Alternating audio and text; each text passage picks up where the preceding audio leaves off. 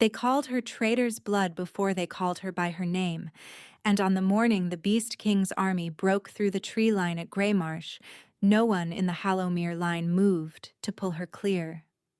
She was on her knees in the frozen mud with her brother's blood soaking through her sleeves to the elbow, and the riders came on like a wall of black water, 400 strong, and not one Hallowmere captain called the retreat that would have saved her. What no one on that field could have known. Not the watching captains, not her brother choking on his own breath beside her, not even the king of Vanar bearing down at the front of his own charge with his jaw set for slaughter, was that the wind would carry her scent to him before the first horse reached her, and that a war 3 years in the building would end, in its way, in the space of a single breath. If you have ever been the one nobody moved to save, you already know what comes next, must cost something. Tell me below where this story finds you tonight, and watch how the cold answers. It was the third winter of the Hollow War, the winter the elders of Hallowmere would later call the Turning, though on the morning it began, no one in the Border Keep would have used so kind a word. Senna Dale had been 20 years old when the war started and was 23 the year it nearly ended her, and in all that time she had not once been permitted to forget what her name cost her. 3 winters earlier, her father, Aldrich Dale, the keep's healer and a man the old wolves of Hallowmere had once called honorable, had knelt over a dying Vanar scout found half frozen in the Greymarsh reeds, and done the only thing a healer's hands know how to do. He had warmed him. He had bound the wound in the scout's side and given him broth from his own kettle. And 3 days later, when the scout woke enough to be questioned and was found to carry maps of the Hallowmere fords, the warden of Hallowmere had named Aldrich a traitor before the whole keep, and put him to the cold himself. Senna had been allowed to keep her father's name. She had not been allowed to keep anything else. The healer's hall that should have passed to her, since she had his hands and half his knowledge already, went instead to men who had never lanced a wound in their lives, and Senna was struck from the keep's rolls and remade as what Hallowmere called unranked, which meant wolfless and worthless in the same breath, which meant the front of every line where the dying needed dragging, and no one minded if the one doing the dragging did not come back. For 3 years she had kneeled in mud that was never warm. She had learned the weight of a grown man's body when his legs had stopped answering him, learned to read a wound by smell before she had the light to see it, learned exactly how far a Hallowmere captain's mercy extended, which was to the edge of his own boots and no further. The keep's old midwife, Bry, was the only one who still called her by her given name instead of the brand the warden had hung on her. And even Bry would not say why, when Senna asked once why she had never been tested for the wolf, the way every other Hallowmere child was tested at 13, only that her mother had asked it of her before she died, and that some debts a midwife does not break even for a girl she loves. On the morning the Vanar army came through the Greymarsh tree line, Senna was exactly where unranked menders were always sent, ahead of the proper line, where the wounded fell first and the captains would not risk a real soldier to fetch them. Her brother Edric, 19 and newly sworn, had gone down in the first exchange, his leg buckling under him with blood already dark through the wool of his breeches, and she had crawled to him on her stomach through mud that smelled of iron and old snow, and she had just gotten her hands under his arms when the horn sounded for the Vanar charge. 400 riders. She did not count them, not then. There was no part of her mind left over for counting, but she would learn the number later, would have it told to her so many times by so many frightened mouths that it would lodge in her like a splinter that never worked its way out. 400 riders coming on at a dead run with the ground itself shaking under them, and at the front of that charge, low and dark and moving faster than any horse, ran the thing the Hallowmere soldiers had spent 3 years calling the Beast. He was not, in that moment, a king to her. He was simply the largest animal she had ever seen alive, black, furred, and silver-eyed, cutting through the smoke ahead of his own riders the way dark water cuts through stone. And Senna had time to think, with a calm that frightened her more than the charge did, that she was not going to manage to drag Edric clear in time, and that she would die exactly the way her father had died, doing the one thing she knew how to do for someone who needed it. The wolf was perhaps 30 strides from them when he stopped. He did not slow. He stopped, all 4 feet planted, the way a thing stops when it has run into a wall no one else can see. And behind him 400 riders who had no warning at all crashed into each other in a chaos of shouting and rearing horses and dropped banners, men hauling on reins with both hands, the whole black weight of the Vaynar charge folding in on itself around the place where their king had simply ceased to move. The silence that followed was the strangest sound Senna had ever heard. He lifted his head. She would think about that motion for the rest of her life, the particular angle of it, chin up, nostrils working, as though he were drinking something out of the air that no one else on that field could taste. His silver eyes found her across 30 strides of trampled mud, found her specifically, the way no eyes had found her in 3 years, and something in his chest made a sound that was not quite a growl and not quite anything Senna had a name for. Behind him, a Hallowmere voice she knew, Captain Os Renly's voice, cracked across the field like a whip. "There. Traitor's blood has called the beast down on us herself," the captain shouted. "And no one moved to help her. Let her own cursed scent see what it draws. No one moved to help her. No one had ever moved to help her. She had stopped expecting it. Somewhere in the last 3 years. And what she felt, kneeling in the mud with her brother's blood on her hands and a 400-strong cavalry stopped dead because of something in her own skin she did not understand, was not relief and was not gratitude. It was a colder thing, a thing with teeth, and she would not have a word for it until much later when she finally let herself believe it might have been recognition. The wolf came forward at a walk now, slow, deliberate, every rider behind him gone utterly still, and Senna understood, with the particular clarity that comes to people who have run out of any other options, that whatever happened next, the war that had taken her father and her name and 3 years of her life had just changed shape entirely, and that no one on either side of that field, least of all her, had the smallest idea what it would become.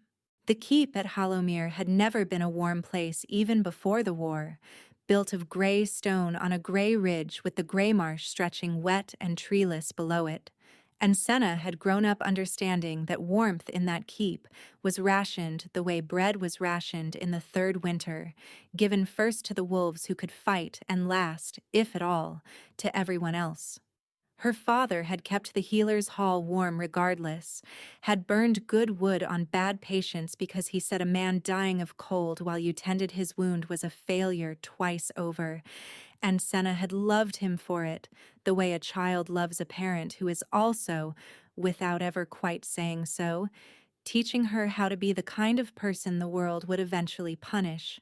Edric had been 6 when their father died and did not remember him as clearly as Senna did, which she had decided, privately, was a mercy.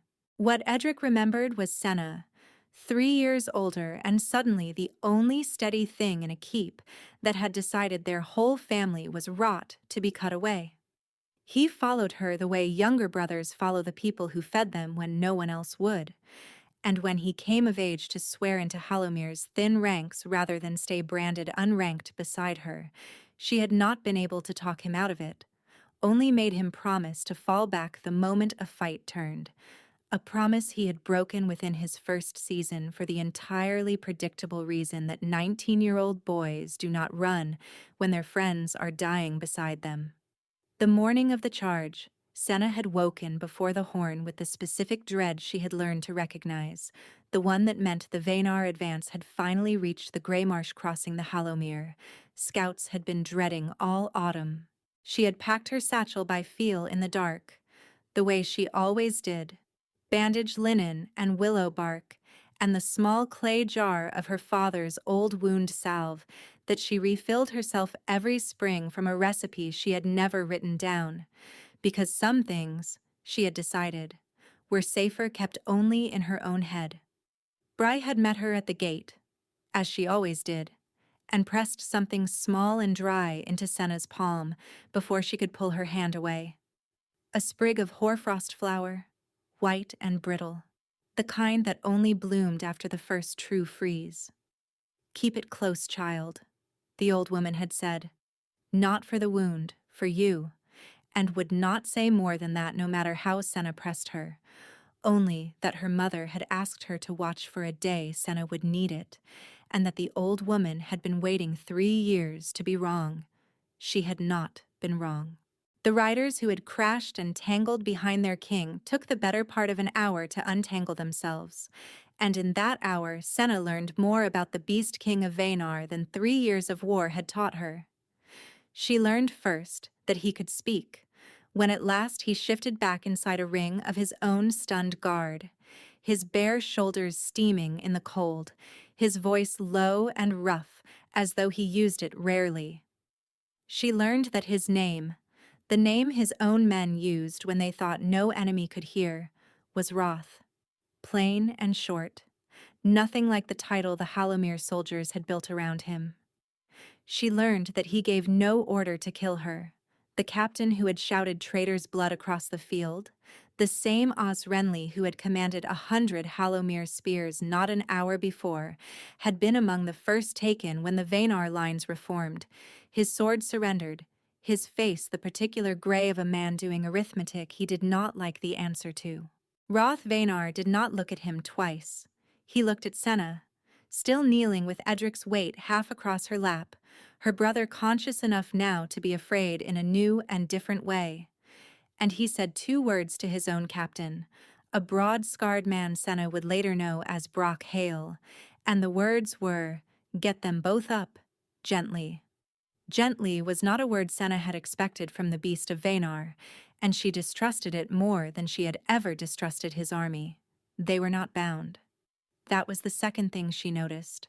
Hauled up onto a borrowed horse with Edric strapped in front of her, and her satchel still somehow clutched in one fist.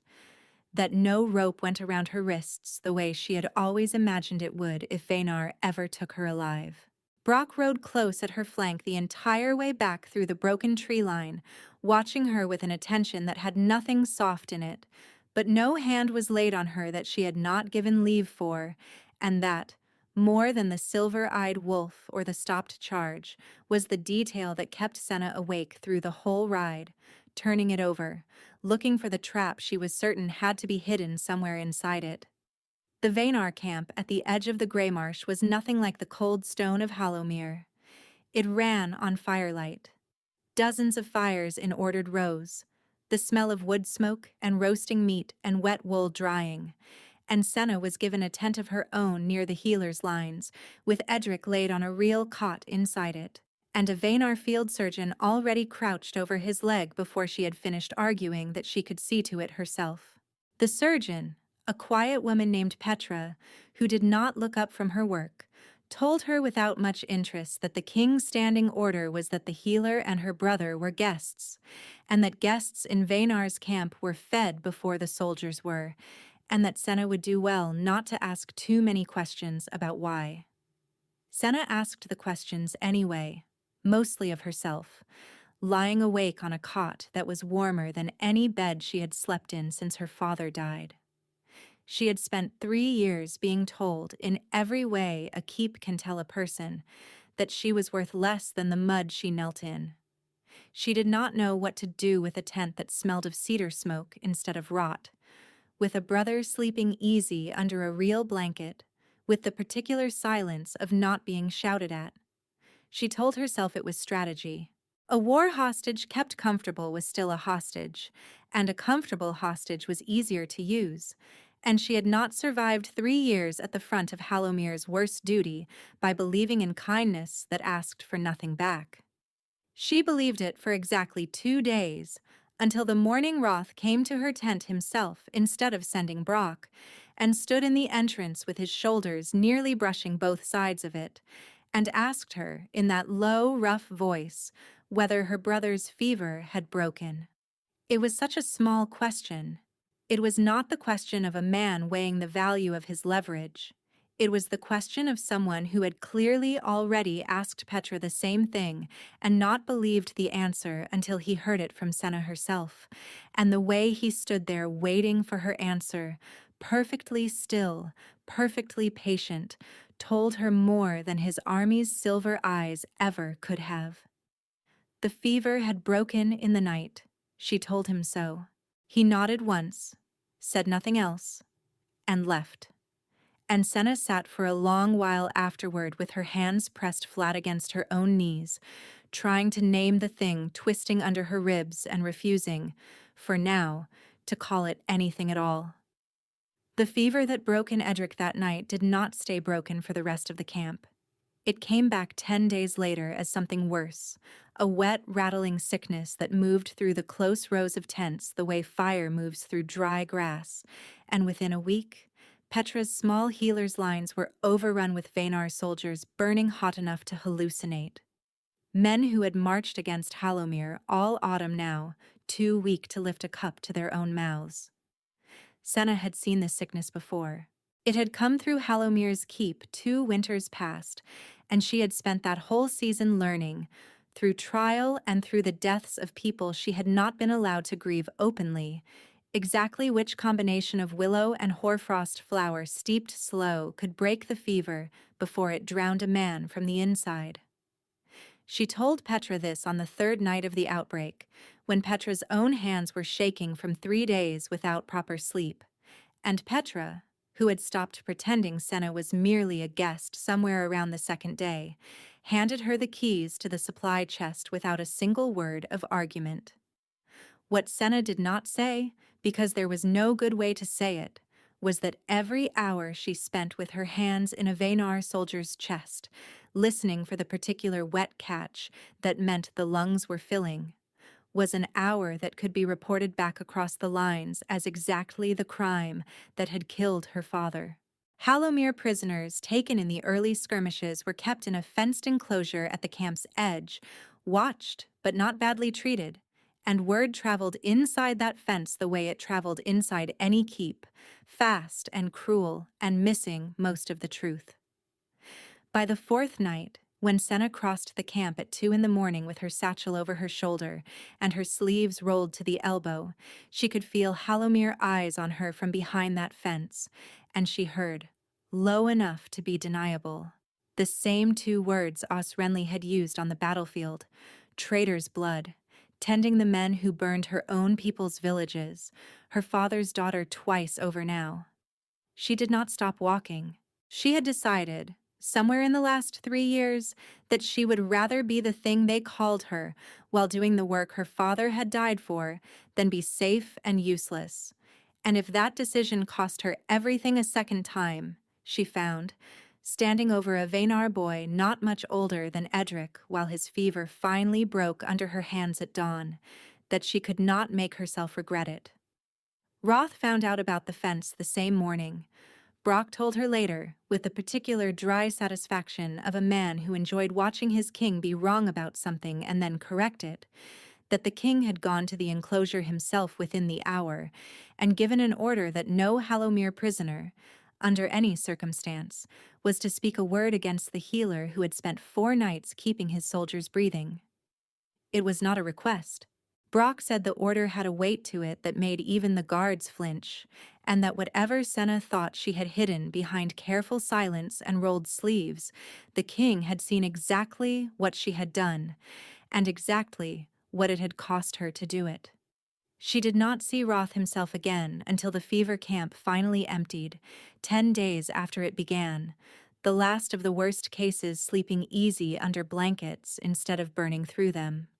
She found him at the edge of the firelight that night, alone, watching the dark line of the gray marsh the way a man watches something he does not entirely trust to stay where it is put. And when she came to stand beside him without quite deciding to, neither of them spoke for a long moment, and the silence between them was not the cold silence of the Halomir keep. It had heat in it. She could feel it along her arms, along the back of her neck, the particular awareness of a body close enough to share its warmth. his shoulder a hand's width from hers. His scent, wood smoke and high cold air, and something underneath both that she had no name for and did not look for one, filling the small distance between them until her own breath came shorter than the cold alone could explain. "You did not have to do that," he said at last, not looking at her. "The fever." "I did," she said. "It is what I am for." "You are not for anything," he said, low, almost angry, though she understood within a moment the anger was not for her. "You are not a tool, Senna Dale. You decided to do that. There is a difference, and I think you have spent 3 years somewhere that taught you to forget it." It was the first time he had said her full name, and something in her chest cracked open at the sound of it that she did not have the language yet to call recognition. She did not answer him.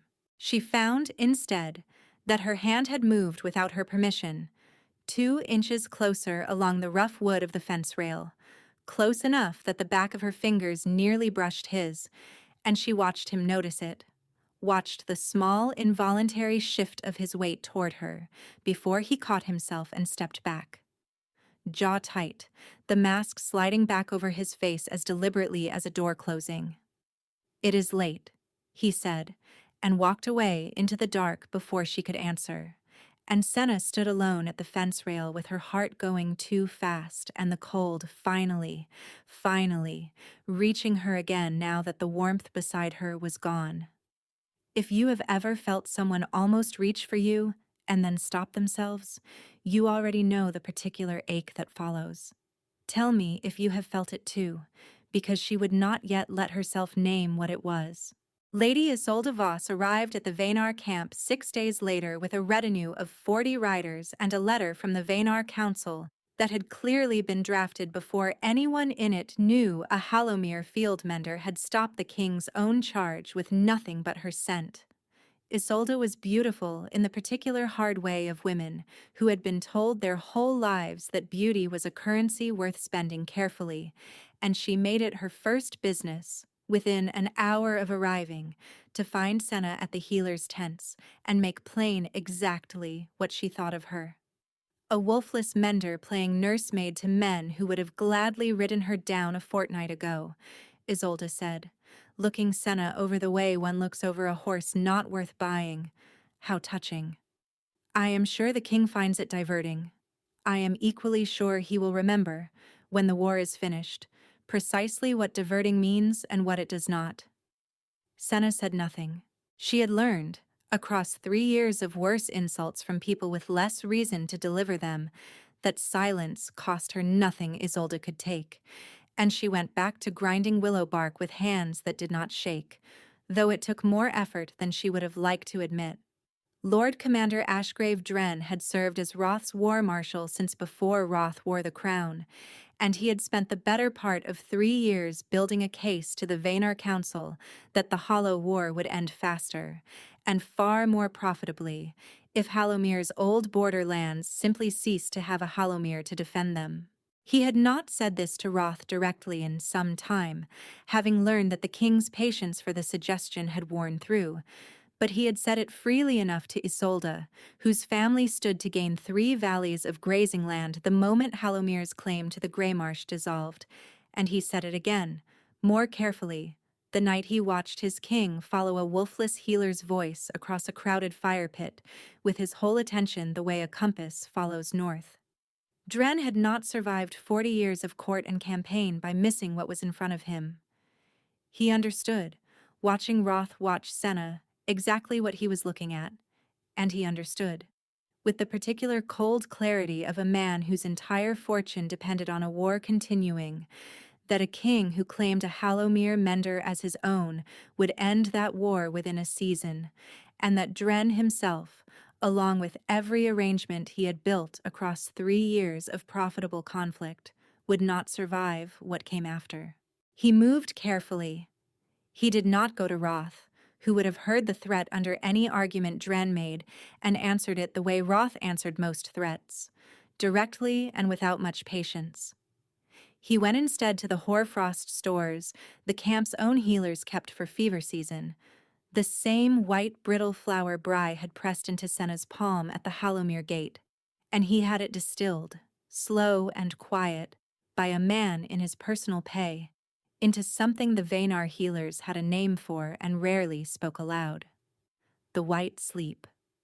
A draught that did to a wolf's body what winter did to a river, slowing everything beneath the surface to stillness. The shift locked away. The healing gift that let a wolf shrug off wounds no man could survive turned suddenly, terribly off. The opportunity came on the night of a small victory, a Vanar patrol turning back a Hallowmere raid along the river without losing a single man. The kind of night a camp allowed itself to celebrate, with hot wine passed hand to hand around the fires. Dren poured the king's cup himself, as he had 100 times before, and Roth, who had no reason in the world to suspect the man who had served his father before him, drank it without a second thought. He did not fall that night. The white sleep worked slow, the way frost works slow, and it was 2 days before Brock noticed his king moving stiffly, sleeping later than he ever slept, his eyes gone dull in a way Brock had never seen on him even after the worst battles. By the 3rd day, Roth could not hold his shift at all. The wolf gone quiet and unreachable somewhere under his own skin, and it was Senna, called at last because no Vanar healer could account for what was happening, who recognized the particular gray cast to his color and the bitter chemical edge under his sweat, and understood, with a dread that closed her throat, exactly what had been done to him and exactly how she knew it. Because hoarfrost flower distilled wrong was the one poison her father had taught her to fear above all others. Brock had already begun asking his own quiet questions by then. Who had poured the king's cup at the river feast? Which cellar the wine had come from? And which hands had carried it those last few steps? He kept what he found to himself rather than risk warning Dren how much ground the war marshal had already lost, certain that proof, unlike accusation, was worth showing only once, and only when it could no longer be argued away. Dren did not wait for her diagnosis to reach the council. He reached them first. By the time Senna stood before the assembled Vanar War Council 2 mornings later, the story Dren had built was already half believed before she opened her mouth. A Hallowmere mender, the very woman whose scent had broken the king's charge and bent his judgment ever since, found alone with the king the night his sickness began, in possession of the rare flower that had poisoned him, a flower her own people's healers were known to cultivate for exactly this purpose. Dren stood before the council with his hands folded and his voice carefully grieved, and said the words that would travel through the camp by nightfall and reach even the Hallowmere prisoners behind their fence. Traitor's blood has finished what her father started, he said. She has poisoned our king the way her people poison every wound they touch, and she will answer for it on the hollow moon before this whole council, or Vanar's law means nothing at all. The hollow moon fell in 4 nights. It was, in every winter Senna had ever known, a night of truce. The one night even Hallowmere and Vanar set down their old grievances long enough to let the dead of both sides rest unguarded, and Dren had chosen it with the same care he chose everything, knowing a verdict delivered on the truce night would carry a weight no ordinary council session could match. Brock came to her that same evening, his broad face grim in a way she had not seen since the morning of the charge, and told her, low and fast, that Edric had been moved from the healer's tent to a guarded cell at Dren's own order, held, Dren had said openly, as surety against the chance that Senna might try to flee Vanar's justice before the hollow moon arrived. Senna understood the message under the message well enough. Edric was a leash, and Dren intended to use him exactly that way if she gave him any reason. Old Bry found her that night too, somehow, though Senna never learned how a Hallowmere midwife had crossed a war camp's lines unseen and pressed a second sprig of hoarfrost flower into her palm, along with something else. A strip of cured root she said her own grandmother had carried out of the old Hallowmere line, back when Hallowmere still had queens instead of wardens, queens whose blood ran hot enough to burn straight through frost poison if it was given the chance. Your mother carried this same root the year you were born, Bry said, gripping Senna's wrist hard enough to bruise. She hid you from the testers because she knew what they would have done with a child of the old healing line in a keep that had already learned to fear what it could not control. I am done hiding it now. Use what you are, girl. There is no time left to be careful. Senna held the dried root in her palm long after Bry had vanished back into the dark, and understood, with a clarity that settled over her like the first true freeze of the season, that whatever she had been told she was for 3 years, it had never been the whole truth, and that the hollow moon would not wait for her to finish deciding what to do with the rest of it. Brock came for her the night before the hollow moon, with his face set hard against whatever it was he had decided to risk. He led her through the camp's back rows where the fires burned lowest, past 2 guards who found something urgent to study in the opposite direction as they passed, and into the tent where Roth lay still and gray under a heap of furs, his breath shallow, his color gone the color of old ash. You have until the watch changes, Brock said. After that, I cannot account for where either of us was tonight, and neither can you. Senna had brought everything she needed wrapped in a strip of linen against her chest. The cured root Bry had pressed on her. Willow bark ground fine. Hoarfrost flower steeped slow the way her father had taught her for fevers that ran cold instead of hot. She worked by a single candle, her hands steadier than her heart had any right to be. And when the draft was ready, she knelt beside him and lifted his head the way she had lifted 100 dying men's heads across 3 winters and made him drink. He did not wake at first.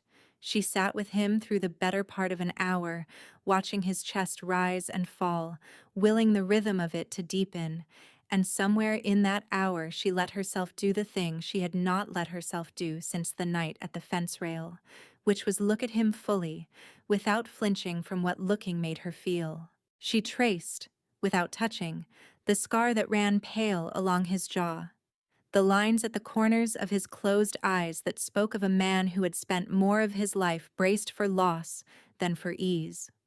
She leaned close enough that his breath, when it came, stirred the loose hair at her temple, and for one held, suspended moment she let herself imagine what it would mean to close the last small distance between them. And then she did not, because some lines, once crossed, could not be uncrossed for either of them, not on a night this fragile, not with the whole weight of the hollow moon bearing down outside the tent flap. His eyes opened halfway near the end of that hour, silver and unfocused, and found her face the way they had found her across 30 strides of trampled mud. Senna, he said, the word cracked and barely formed. I am here, she said. Knew it, he murmured, the words slurring, fighting their way up through whatever weight the poison still had on him. Knew the moment I smelled you. Should have said so. Coward. About that? If nothing else? His hand found hers on top of the furs, weak, his fingers barely closing, and Senna held it with both of hers and did not let herself cry, because crying was a luxury she could not afford with the watch changing soon and the whole of Vaynar's law waiting outside to call this exact moment, this exact closeness, the proof of every crime Dren had already decided to charge her with. She was gone before the watch changed, as Brock had told her to be, but not gone clean.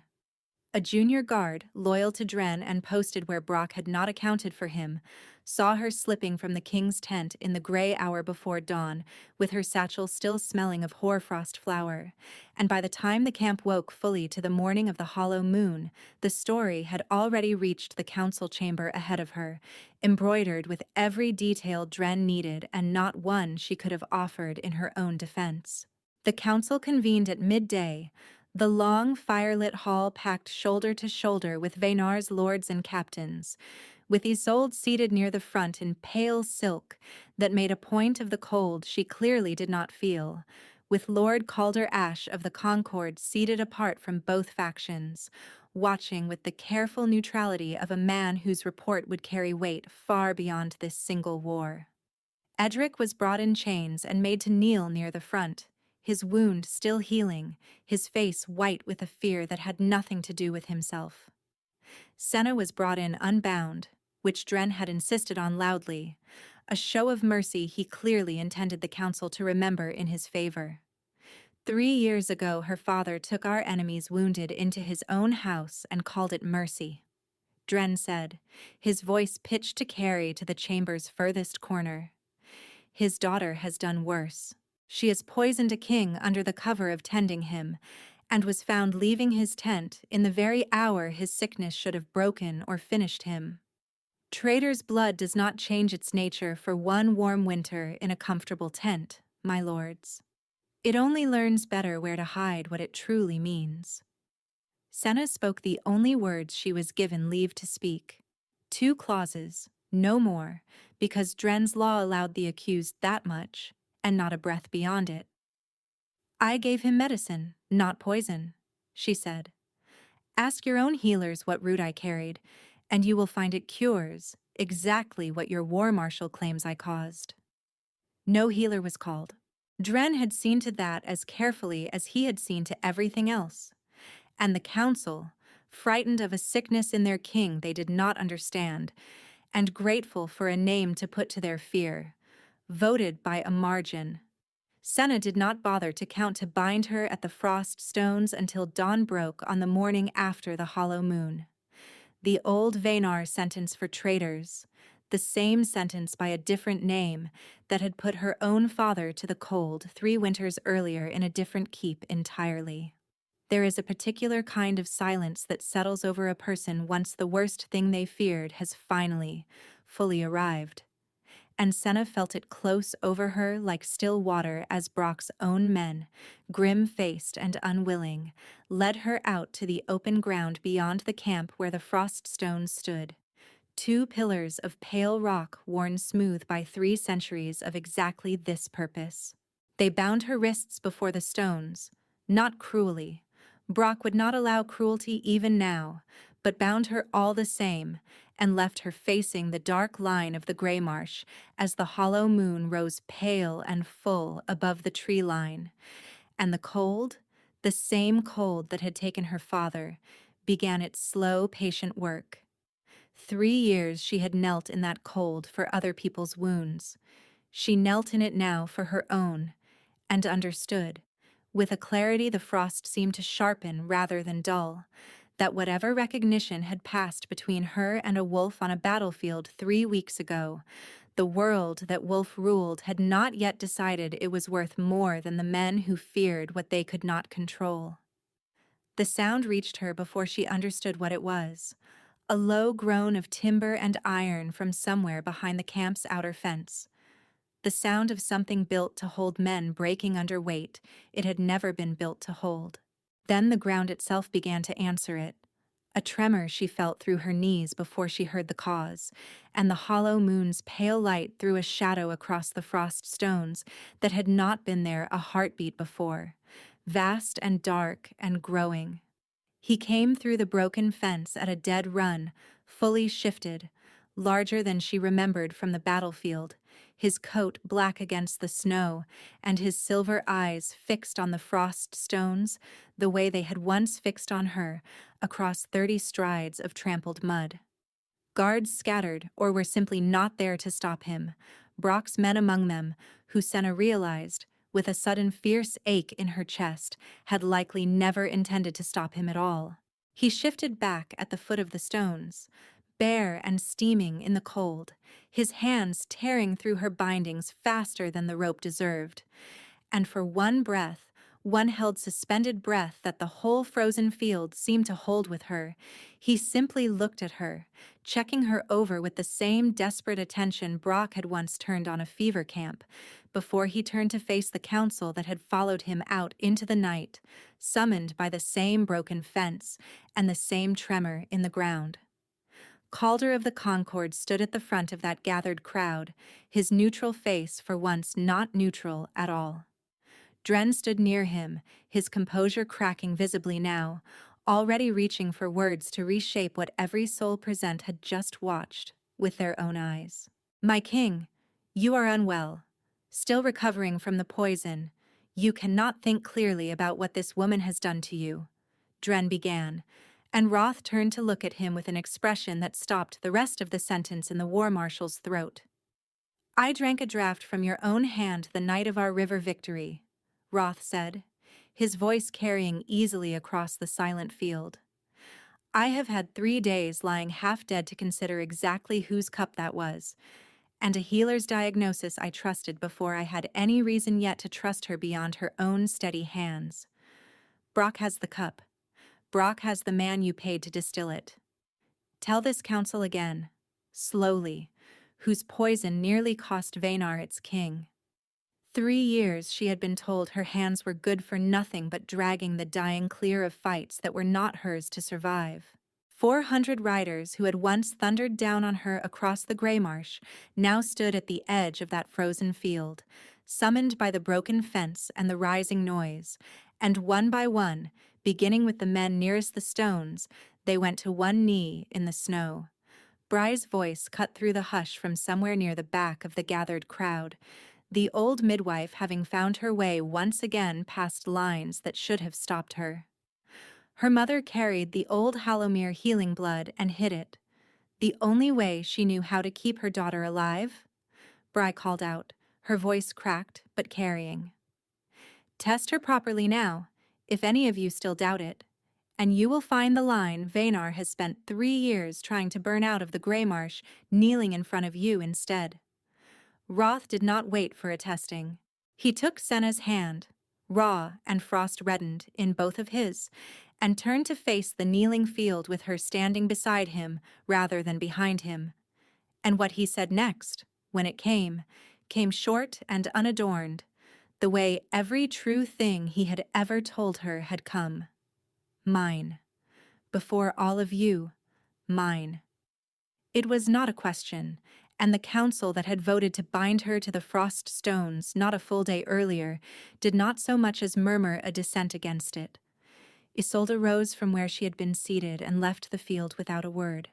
Her own claim, the one Dren had spent a season quietly building toward, dissolving in the silence of 400 kneeling men more thoroughly than any decree could have managed. Dren did not kneel. He turned, instead, the way a cornered animal turns, and found no door open to him in any direction, Brock's men closing around him with the particular grim patience of soldiers who had been waiting a long while for permission. Calder stepped forward then, the Concord's old law on poisoners and kingslayers still binding across every border the Hollow War had drawn, and pronounced it plainly, and what became of Ashgrave Dren after he was led from that field in chains is not a story the chronicles of either Hallowmere or Vanar chose to dwell on, only that he did not stand before another council, and that the war his schemes had kept alive for 3 profitable years ended within the same season he left it. The Hollow War itself ended formally a month later, in a treaty that returned the Greymarsh Crossing to joint keeping and struck the word unranked from every roll in Hallowmere's keep. Edric stood at that signing hole and sworn, no longer a leash for anyone, and the warden who had once put Aldrich Dale to the cold was made, by the treaty's own terms, to read her father's name aloud before the assembled lords of both kingdoms and call it what it had always been, which was honorable. On a clear morning not long after, Senna walked out across the Greymarsh to the exact place where 400 riders had once thundered toward her and stopped, and found it empty now, only snow and quiet and the long, flat light of a winter sun. Roth found her there, as she had somehow known he would, and stood beside her without speaking for a while, his hand finding hers the same way it had found her at the frost stones, certain now, no longer needing permission.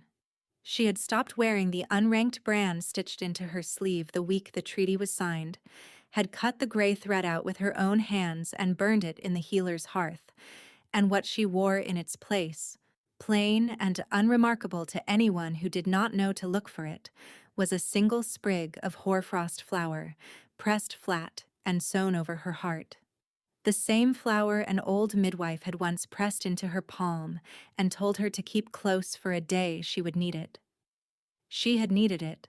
She would not need to be told twice what to do with what she had been given since.